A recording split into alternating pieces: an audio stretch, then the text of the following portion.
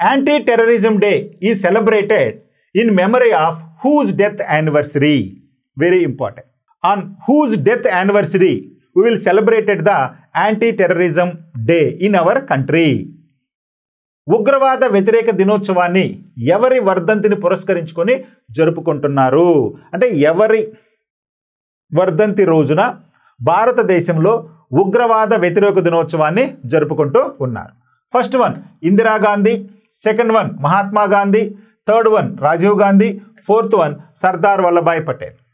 So ఎవరి వర్ధంతి సందర్భంగా ఈ యొక్క భారతదేశంలో ఉగ్రవాద వ్యతిరేక దినోత్సవాన్ని జరుపుకుంటున్నామంటే రాజీవ్ గాంధీ వర్ధంతి రోజును మనం అంటే మే 21ని ఉగ్రవాద వ్యతిరేక దినోత్సవంగా జరుపుకోవడం జరుగుతుంది.